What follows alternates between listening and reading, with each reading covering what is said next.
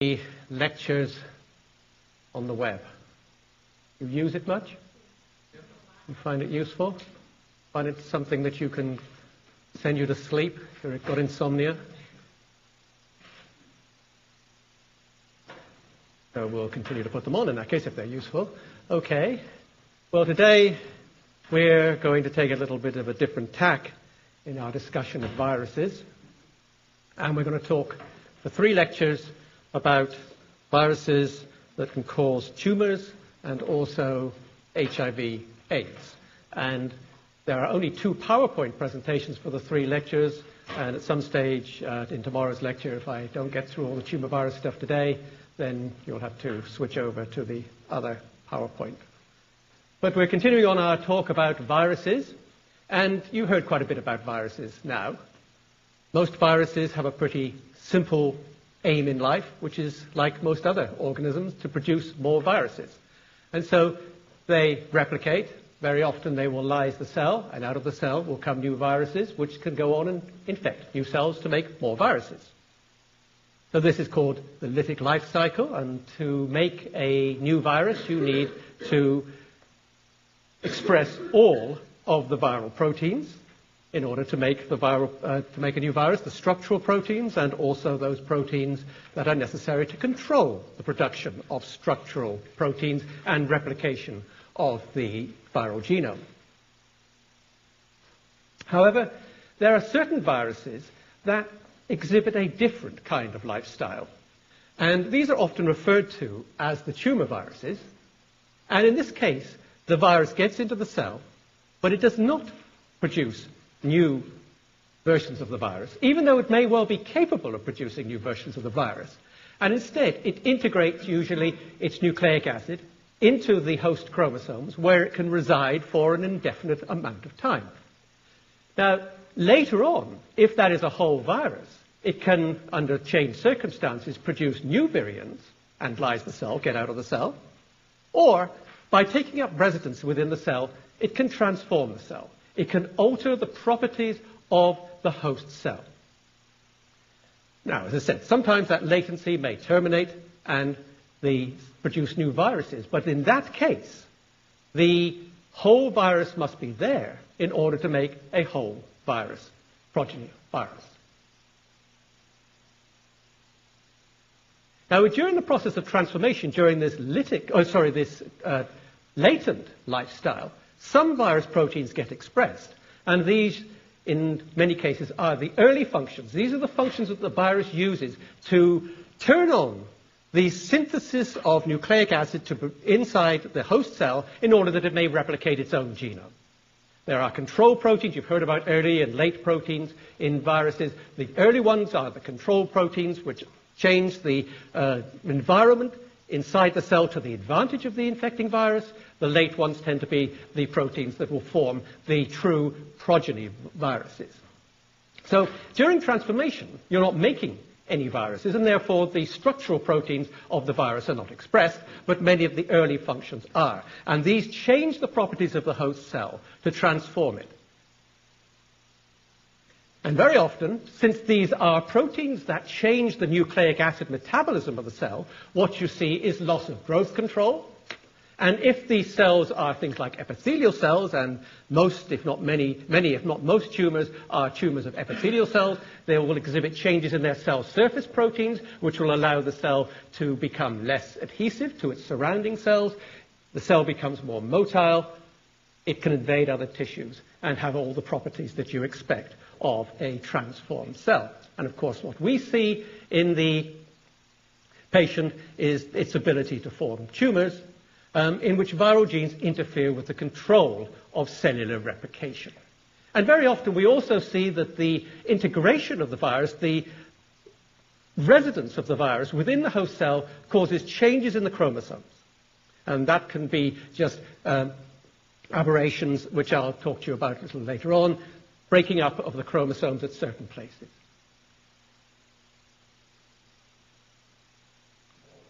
So then we can define what viral transformation is. It's the changes in the biological functions of a cell that result from the regulation of the cell's metabolism by viral genes and confer upon the host cell the properties of neoplasia. And both RNA and DNA tumor viruses can do this. Very often, the genome of the virus gets integrated into host cell chromosomes, usually randomly in the host cell. And although the biology of RNA viruses and DNA viruses are somewhat different, the way in which they cause transformation of the cell can often be very, very similar. So the two classes then we have of the tumor viruses are the DNA tumor viruses, and as their name implies, they have a DNA genome. And that DNA genome has to be copied many times over to form more DNA genomes, and that can be done either by a host-dependent, a DNA-dependent DNA polymerase, which may come from the host, or may be provided by the virus itself. Now, just like our cells, we also have to make proteins of the virus. That means making messenger RNA, and that is always done by the host mRNA polymerase, the ones that you and I use to make our messenger RNA so that it can be translated into protein. Now, in contrast to this, are the RNA tumor viruses, otherwise known as the retroviruses. And as their name implies, they have an RNA genome, and yet they have to integrate into the chromosomes of the host cell. Now, the chromosomes of the host cell are made of DNA, and so the first step that the virus has to take is to turn its RNA genome, which it carries within the viral particle, into DNA, in order to integrate it, and that is something that normal cells don't do. We don't normally copy RNA to DNA, we copy DNA to RNA, and in order to carry out this process of changing its RNA genome into a DNA version of the genome, the virus has to provide an enzyme to do that, and it does do that, and it provides an enzyme that is diagnostic of the retroviruses, and that is reverse transcriptase. Now the DNA integrates into the chromosomes, and it is just like any other gene inside the cell, inside the chromosomes. And that gene can be copied as the cell divides in mitosis. The chromosomes are copied, and it is copied by a DNA-dependent DNA polymerase as the cell divides itself. But when you want to make more genomic RNA, there's a DNA-dependent RNA polymerase, and that is the host polymerase II. That is the enzyme that you and I normally use to make messenger RNA. And that's rather important for the biology of these viruses. They're using a host RNA polymerase that is normally used to make messenger RNA to copy their own genomes. And you probably remember from Biochemistry 101, kindergarten biochemistry, that the RNA polymerases do not have a proofreading function, and that is of enormous consequence to the biology of these viruses, because they are extremely good at mutating, and that causes a lot of problems in production of vaccines, and we'll see that particularly when we come to talk about the virus that causes AIDS, HIV. So you've got the DNA version integrated into the chromosomes. That is now copied by the host RNA polymerase II into viral genomic RNA, and from that viral genomic RNA, we've got messenger RNA coming off, and that is translated to viral protein. So it's very important to remember that this is using a host RNA polymerase to make its genome, and an enzyme that is normally used by us in an uninfected cell to make our messenger RNAs. So let's then look at these two classes of tumor virus in more detail. And what we're going to do is look at the DNA tumor viruses and just list some of the DNA viruses that can cause tumors. And then we're going to look at the RNA tumor virus and how they cause tumors. And then we'll come back to the DNA tumor viruses, because it was the discovery of how RNA tumor viruses cause cancer that then allowed us to elucidate how DNA viruses do the job. So here are the DNA tumor viruses. DNA genome make messenger RNAs, which translate into protein. So their protein production mechanisms are the same as we have in our normal uninfected cells, or they can integrate. Usually they integrate, but sometimes they can be there as episomes, but they can integrate into the chromosomes and cause transformation, and I've already said it's the early functions that get expressed. Now, some of these DNA tumor viruses, probably the most important DNA tumor viruses are the papillomaviruses. For a long time it's been known that these can cause natural cancers in animals. They also cause warts. If you've ever had warts, then they're caused by papillomaviruses. They're everywhere in the environment. Most people get a papillomavirus infection. They go for the epithelial cells, as you might expect, for something that causes warts.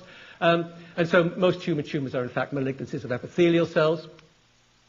And it was known quite a long time ago that there was one disease which caused warts, which is called epidermodysplasia verruciformis. And in these warts, you can get transformation to a malignant squamous cell carcinoma. And here's a picture of epidermodysplasia verruciformis.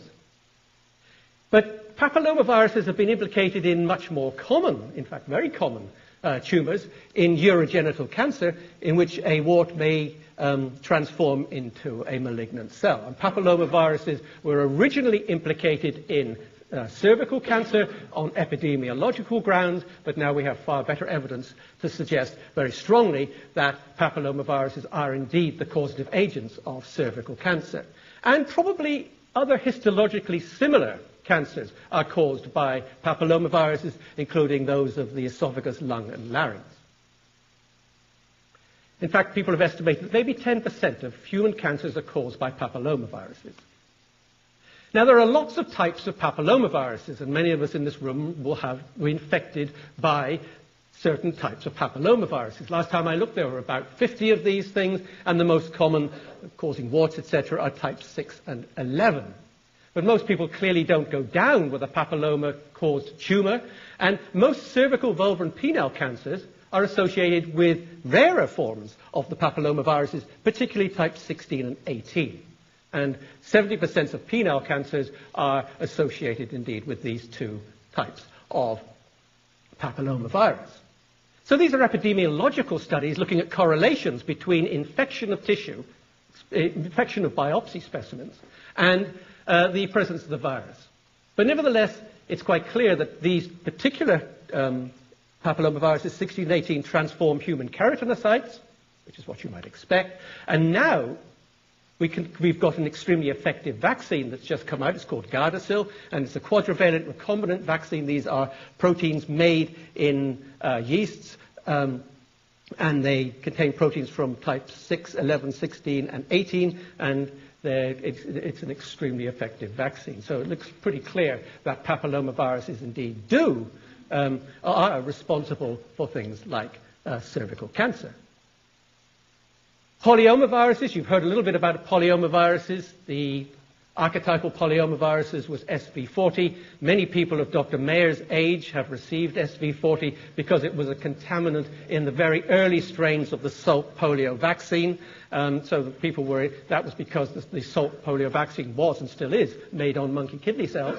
And so the cells that were originally used were contaminated by this polyomavirus SV40, and there's no evidence that SV40 has caused tumors in people as a result of that. However, if you're a juvenile hamster, then it's a cause of sarcomas in juvenile hamsters. The mouse polyomavirus will cause leukemia in mice. There are two human polyomaviruses. We just mentioned this, by the way, normally, but in fact, there is, from last year now, a possible association of the human polyomavirus known as BK. BK was the initial of the patient from whom it was isolated, and there's been this association in one study. It made the newspapers about 6 months ago. Even the state newspaper carried it, so it must have been somewhat important, I suppose. On the other hand, knowing what the state newspaper carries, then maybe it wasn't of any importance. Anyway, there was this association between BK virus, a human virus, and prostate cancer in men in one study. So time will tell whether the correlation actually pans out. But these polyomaviruses are able to transform cells when they've got an incomplete genome. So that means that when they normally go into cells, if they're complete, they will cause a lytic infection and produce more polyomaviruses. But if they've got only part of their genome, the early part of the genome, then they can transform cells. So these early functions that are being examined, that are being expressed here, are what we call oncogenes. These are genetic material that will cause tumors. Also, in parentheses here, JC, the other human virus here, has been strongly associated with PML, and you'll hear more about that, I think, under the slow virus lecture later on next week. And PML was a very rare disease, but is becoming increasingly common, and you'll almost certainly see it when you get into the clinics in patients with an HIV infection. Adenoviruses, very oncogenic in animals. Only part of the virus gets integrated in this case.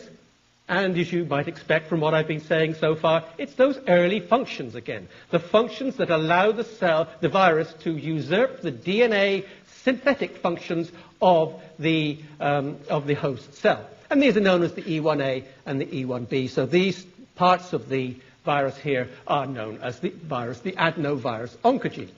So we can now define an oncogene. It's a gene that codes for a protein that can potentially transform a normal cell into a malignant cell. An oncogene can be transmitted by a virus, and then we call it a viral oncogene.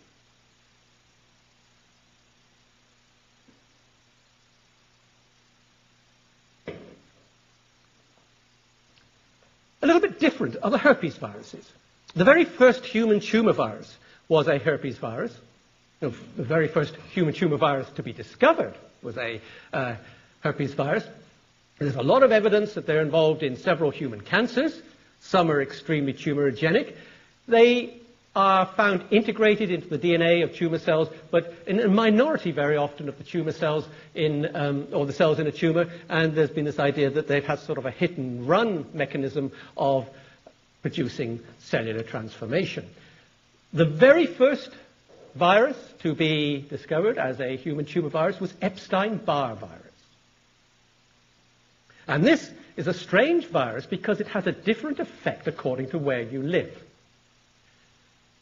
It was discovered by Dennis Burkitt, who was a physician in Africa, and he noticed, he discovered a lymphoma called Burkitt's lymphoma, and it was later discovered, it wasn't actually discovered, the virus wasn't discovered by Burkitt, but the causative agent of Burkitt's lymphoma was discovered to be Epstein-Barr virus. And there are two forms of Burkitt's lymphoma, endemic and non-endemic. The common one throughout the tropical belt is the endemic form, and that has been associated with malaria as a cofactor. And it seems that if you are debilitated by having a malarial infection, then the virus, and everybody virtually in tropical regions is infected by EBV in the very early years of life. So everybody's infected by it. But when you get a debilitating disease like malaria, then the virus can express itself, and then you get a proliferation of the cells in which the virus is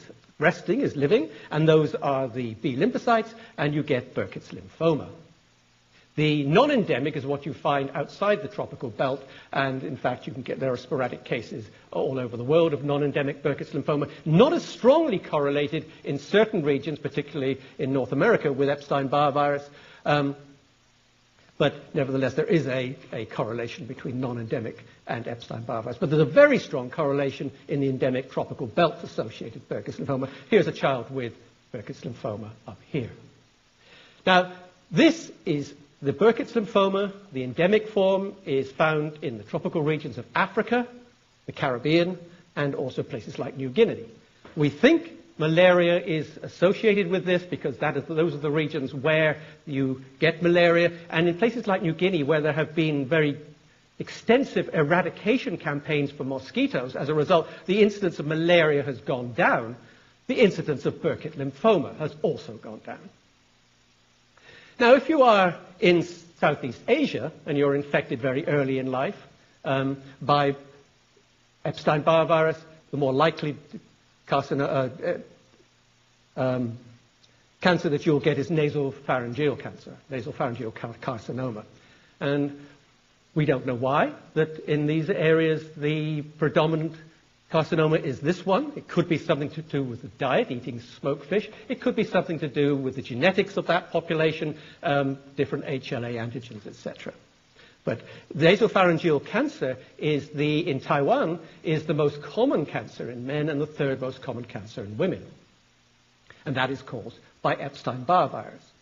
Now, in Western countries, most people do not get infected as early on by Epstein-Barr virus. But if you do get infected later on in life, in your adolescence, then in some cases you will get infectious mononucleosis, otherwise known as glandular fever. Another proliferation, but this time not a transformation of the cells, but another proliferation of the B lymphocytes.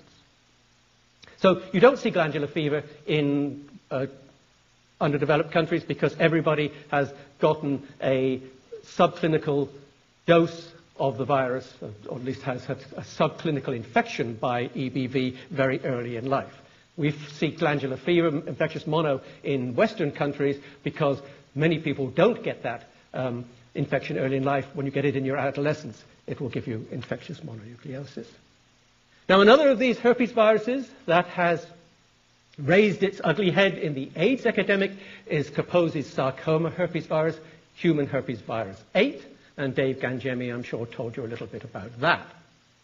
It is the causative agent of a malignancy of endothelial cells and causes, as I said, Kaposi's sarcoma. That was a very benign, or rather benign, indolent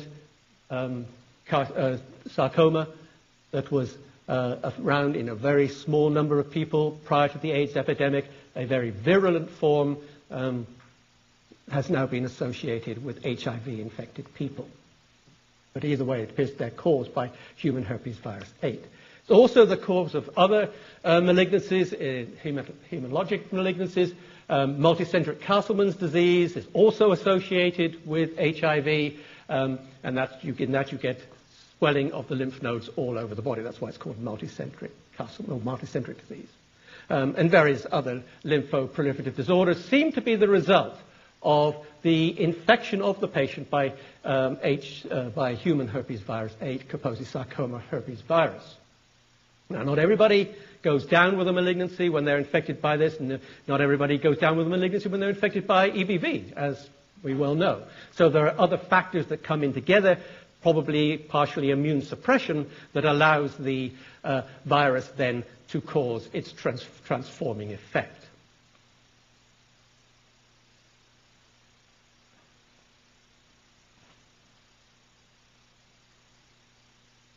Somewhat different from the viruses that I've talked about so far, these DNA viruses that have a DNA genome that just gets replicated along with the chromosomes, is hepatitis B virus. This has a DNA genome in the virus, but it doesn't just copy that DNA genome into DNA by using a DNA-dependent DNA polymerase. It actually copies that DNA genome into more DNA genome via an RNA form, and that copying of the RNA provirus into the DNA genome requires an enzyme that's very similar to the one we see in retroviruses, i.e. reverse transcriptase.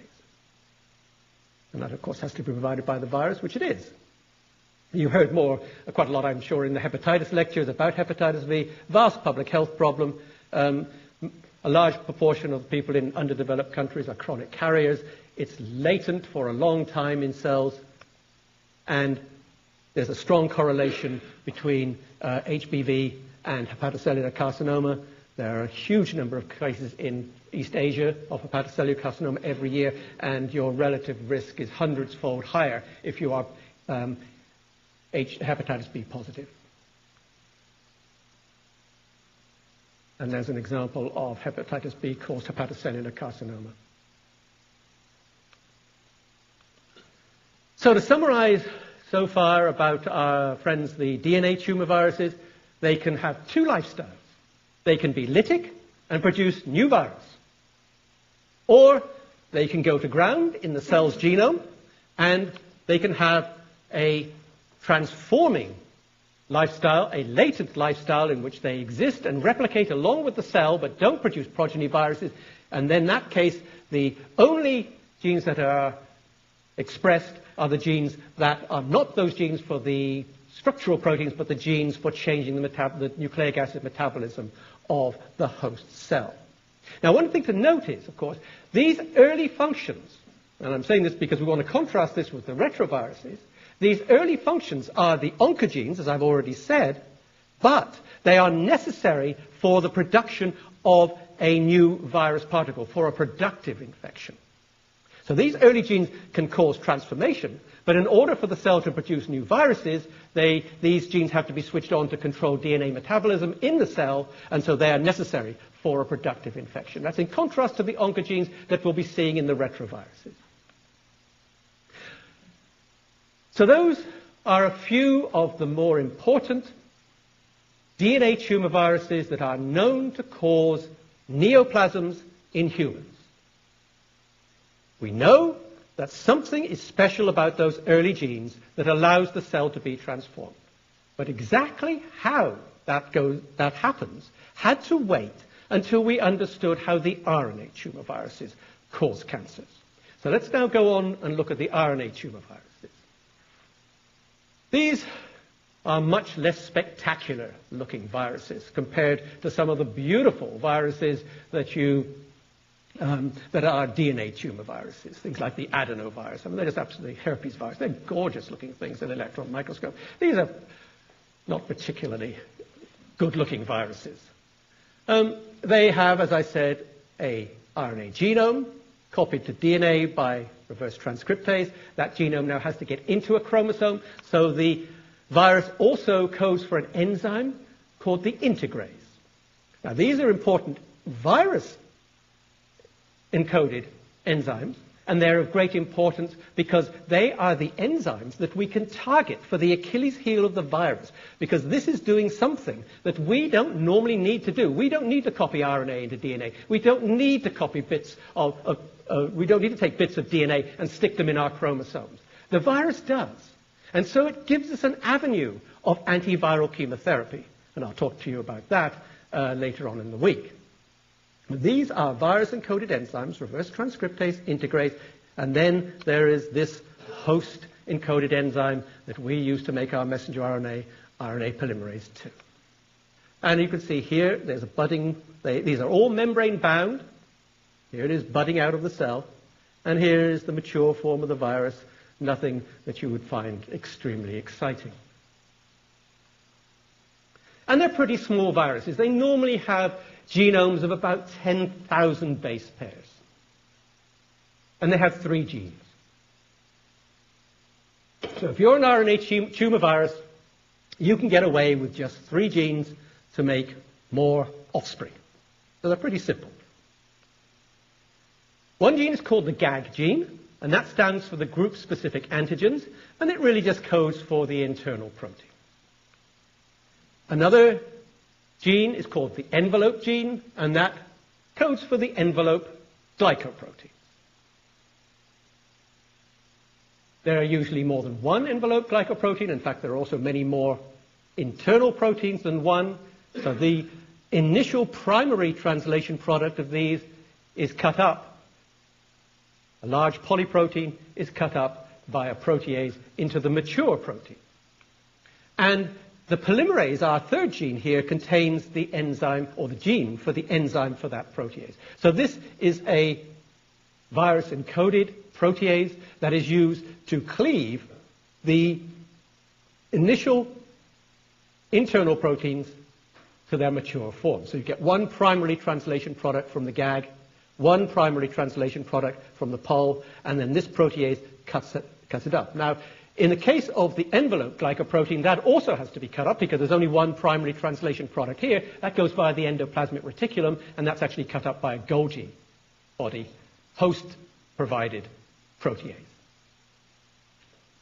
But these proteases, this protease function here is absolutely essential to get the single translation product of the pol and the GAG gene into the mature form in the virus, and therefore, if we hit it, this specific protease encoded by the virus is a good target, and it is the target, indeed, of the protease inhibitors that we'll be talking about later on in the week. So the pol gene, this third gene here, contains the enzyme genes, reverse transcriptase, also a ribonuclease H activity, the integrase, and the protease.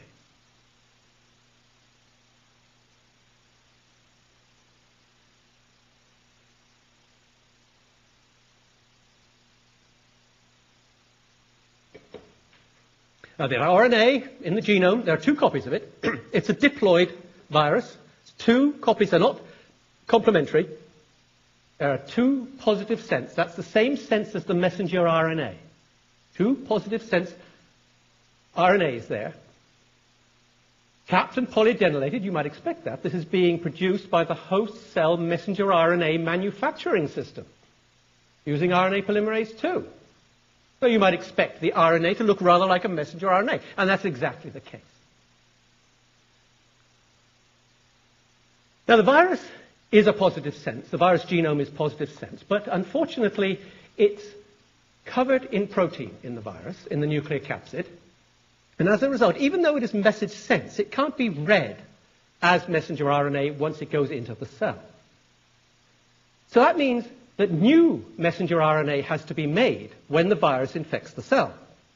However, to make new messenger RNA, you've got to go through the DNA form, right? You copy the DNA using reverse transcriptase into DNA, the RNA using reverse transcriptase into DNA, and then you use polymerase II to make more messenger RNA. So this copying of the positive sense messenger of genomic RNA into messenger RNA requires the DNA form. The DNA form requires reverse transcriptase. Reverse transcriptase is not in the cell because it's not a normal cell function. It has to be provided by the virus. But viral proteins can't be made unless you have the action of reverse transcriptase. Therefore, the virus has to do something. It has to bring molecules of reverse transcriptase into the cell with it so that it can copy that RNA into DNA. The DNA can be copied to RNA, and then the RNA can be translated into more reverse transcriptase and more other proteins. So each particle of a retrovirus will contain up to about 10 reverse transcriptase molecules, protein molecules, to get the thing going once it infects a cell. And here's a diagram of the virus. Although there's only 3 genes, clearly a lot more proteins, the primary translation products are cut up and inserted at their correct place in the virus. This, in fact, is HIV. So which RNA tumor viruses cause human cancers? Actually, we don't know of many that do.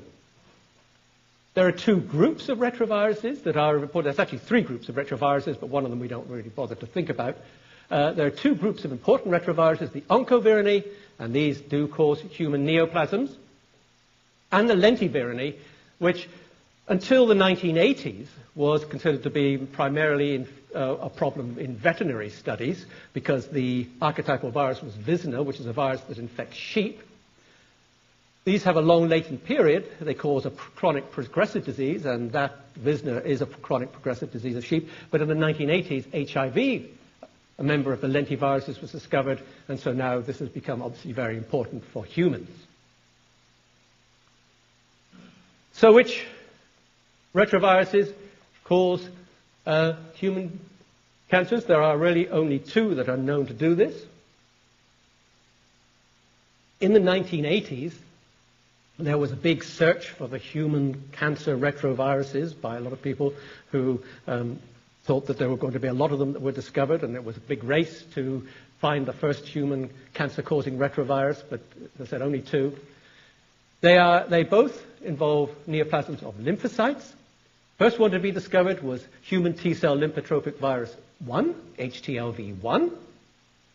It causes some not all that common lymphomas. It's adult T-cell leukemia, Sézary T-cell leukemia. They're the same thing. Sézary was the French physician who discovered this disease. It's got a weird distribution throughout the world. Africa, the Caribbean, some Japanese islands, and particularly in certain parts of northwestern South America. It was originally thought that maybe it was the Japanese or the people who moved from Japan into South America brought the disease with them. However, there's now been the suggestion that evidence that this disease was actually found in people before the Japanese people moved to South America. But anyway, it's an odd distribution around the world, but this Sézary T-cell leukemia is caused by HTLV1, and about 1 to 4% of infected people go down with this problem. It also causes a disease called tropical spastic paraparesis, and that involves a myelopathy of the gray and white matter of the spinal cord. And again, about 4% or so of people infected by HTLV will go down with that. Second one, HTLV2. It causes hairy cell leukemia. This is found in Native American populations primarily, in this country, in people like Navajo and Seminole Indians, and it's also found in Native American populations in Central and South America. Very high seroprevalence, particularly women over 50. Up to half of women over 50 show antibodies against HTLV2. And the reason it's called hairy cell leukemia is because the cells have all these little projections all over them, and so they look rather hairy. And there's always the possibility, as we shall see next time, that HIV might be a third retrovirus that can cause cancer. Now, we know that the neoplasms associated with HIV-infected patients, things like Castleman's disease, Kaposi's sarcoma, are not caused by the HIV virus itself. HIV is a cofactor. The immune suppression caused by the HIV is what leads to the emergence of things like human herpes virus 8. But nevertheless, HIV is a retrovirus and has all the capacities, as we shall see, to cause cancers. And that's been a great problem for the development of anti-HIV vaccines. Because if we develop an anti-HIV vaccine that is an attenuated vaccine, we may be substituting a virus that can cause immune deficiency with a virus that can cause cancer. So there's been a lot of reluctance to think about vaccines against HIV, as we'll see again later on, in regard to attenuated vaccines, because of the possibility that HIV may also be a cancer-causing retrovirus. So let's look a little bit at their life history. They bind to a surface receptor. They usually bind to very specific receptors. HIV binds, as you know, to the CD4 antigen on T4 lymphocytes. In many cases, endocytosis follows. In some cases, such as HIV, the virus membrane can actually fuse with the cell surface membrane, leading to syncytial formation. But either way, endocytosis or fusion of the plasma membrane, you get the nucleic capsid into the cytoplasm. And on that nucleic capsid, there are targeting signals which will take the nucleic capsid over to the nucleus. And it is there that reverse transcriptase starts to produce this form of the virus that can integrate into the host cell chromosome. So here's the parental RNA in the virus. Reverse transcriptase comes along and forms a hybrid. That ribonuclease H activity of reverse transcriptase now gets rid of the RNA here, and you get reverse transcriptase now acting as a DNA-dependent DNA polymerase, forming a double-stranded DNA. That circularizes. The virus-encoded integrase inserts it into the chromosome. The host DNA polymerase copies that as the cell chromosomes are copied. So the virus gets perpetuated in the chromosomes, and that's a major problem with long-lived cells which are HIV infected, as again we'll see later on. That DNA is now a gene. It gets transcribed by the host RNA polymerase II into the genome. Host splicing enzymes make messenger RNA, and protein is formed. Now, there's a big drawback to this. If you were designing yourself to be a virus, this kind of virus, you wouldn't do this, because there is a major problem for a retrovirus in pursuing this kind of lifestyle, of taking a genomic RNA, copying it into a DNA copy, and then copying that DNA copy back to messenger RNA. That is done by reverse transcriptase, as I've told you several times. That is done by the host RNA polymerase II. The problem is another problem of using host polymerase II. I've told you one problem for the lifestyle of retroviruses in using this host cell enzyme, polymerase II, that is, it doesn't have a proofreading capacity. And so as a result of that, you get enormous mutation rates in retroviruses. And that, of course, is a problem for vaccines. But there's another problem in using an enzyme that was designed to copy DNA in a gene into a messenger RNA. When Pol2, mRNA, RNA polymerase 2, copies a gene, it doesn't copy the whole gene. It doesn't need to. There are parts of a gene that have nothing to do with the information that will get transcribed into messenger RNA and translated into protein.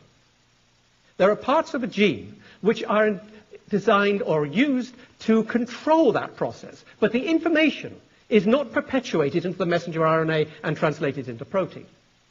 These are things like the enhancers and the promoters and the initiation site and the termination site. All those are part of a regular gene, but they don't turn up in the messenger RNA because to make a protein, they're not needed. So here again is the problem faced if you use this kind of lifestyle. Here's your RNA, genomic RNA, coming in to the infected cell, and you've got an RNA-dependent DNA polymerase, and all DNA polymerases need primers, and in the case of the retrovirus, that's a transfer RNA that the virus picked up in the previous cell that it infected. So it always carries along with it a few of the old host cells' transfer RNAs to use as its primer. And then the reverse transcriptase copies that. Okay, we've now got a strand of DNA. Reverse transcriptase now copies that back, as we've seen, to form double-stranded DNA. Now what happens? You've got an RNase initiation site that is never at the end of the DNA in the gene. Upstream from here, you've got the promoters. So RNA polymerase 2 comes along, and it says, here's the gene. Okay, I'll land on a promoter there, and I'll scan around, and I'll find the downstream initiation site, and I'll set up shop there, and I'll copy it till I find the termination site, which is ahead of all those enhancers and other control regions that are downstream. And as a result, we copy a shorter form of the gene. So, problem. The virus needs, when it forms its DNA form, needs to have those control sequences in, but they're not in the RNA, which came from a previously infected cell and was made by RNA polymerase 2. How does the virus overcome this problem of not being able to copy the upstream sequences, the promoters, the enhancers, the initiation sites, poly-A sites, termination sites, and all those other good things that are parts of all genes but are never copied into messenger RNA? So, maybe the virus could integrate itself somewhere in the chromosome so that it was downstream from an RNA initiation site, it was downstream from some enhancers, etc., downstream from promoters, upstream from enhancers, etc. That would be a pretty tall order to do, to get in there, but on the other hand, it might be possible. Alternatively, the virus could carry in its RNA form those promoters, enhancers, and all the other good stuff that a gene needs, but then it's, as said, not copied. Well, the clue to how it does it, and it's absolutely, I mean, it's amazing how the virus does this. I almost think that these things think for themselves. The clue to how this happens, which is also very important to the biology of tumor formation, comes from a subtle difference, or maybe not so subtle difference, in the structure of the RNA and the DNA form. So let's just look at the structure of the RNA form here. Here are the three genes, GAG, POL, and N, that I told you about. It's all that's necessary to make a new retrovirus. Upstream, there are some regions that are not used to make viral protein. There are two repeat regions, one here and one here, at either end. They're repeat regions. They're quite common in virus biology, as you've heard. And then there's two unique regions here. There's a thing called the U5 here, near the 5' end. And then here, near the 3' end, there's a region called the U3 region. So these are the repeats here. And then before you get to the first protein coding gene, you've got a U5 region. And here, after the envelope gene, you've got the U3 region. Now, in the DNA form, there's a difference. You've got what are called long terminal repeats. And here, what you can see has happened is that this U3 region here has appeared here as well. And this U5 region has appeared over here as well. So now we've got U3RU5, U3RU5 called long terminal repeats in the DNA form. And that's not something we see in the RNA form. And this is what's happened. During the copying by reverse transcriptase, by an increasingly well understood but still not completely understood mechanism that involves circularization of the virus, etc. During the copying of the RNA form, that U3 region gets duplicated and put over here. And then you get the copying of the regular part of the viral RNA, and then that U5 region gets copied and put over there to form these long terminal repeats. Now, it so happens that there was an RNA initiation site and some promoters in this U3 region, not where it ought to be, but it's just been carried along here. And when that has been put over here, the U3 site gets put over to here, and it turns out that over here there is an RNA initiation site when it's in the DNA form. And so we've got an RNA initiation site there. In the region up here, we've got a termination site, and we've got enhancers. Also in this site, there are promoters. And so we get an RNA termination site right here. So the virus has got cassettes of information for promoters and all the other things actually inside the RNA form that then during reverse transcription get put into the right place. So that you've got a promoter here. Polymerase II can find that promoter, move along to the RNA initiation site there, copy the RNA into a DNA into an RNA form, terminating here, and you've got back to what you started with. Now, isn't that just absolutely fantastic? What would stop it from stopping it the first? That is a very good question, to which we do have an answer.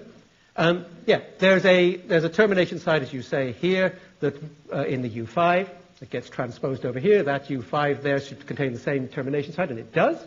But just in the beginning of the gag protein here is a sequence which causes the RNA to, or the DNA, to assume a secondary conformation that actually suppresses the first of those termination sites. So, yes, the RNA should be started out here and should go down there to the termination site there. But it doesn't. It's actually read through in most cases because of a suppression sequence which is actually in the first gene, the beginning of the first gene. It's a puzzle that a lot of people have asked about. So this means that retroviruses then, if they're carrying their promoters in that little cassette internally in the RNA form, can only have one promoter. It's in the U3 that gets shoved over here.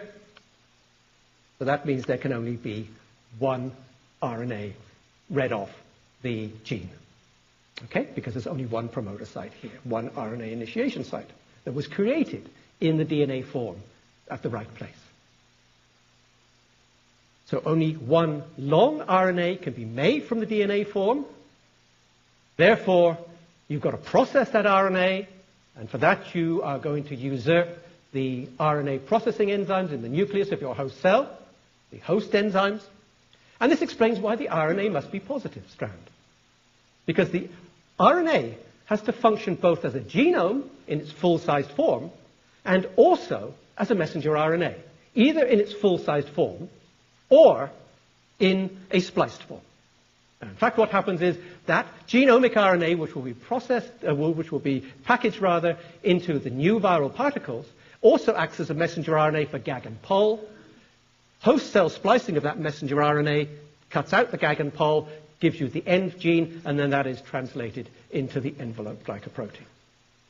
And I see the time now has come round to 12:50, or 11:50 rather, so it's lunchtime.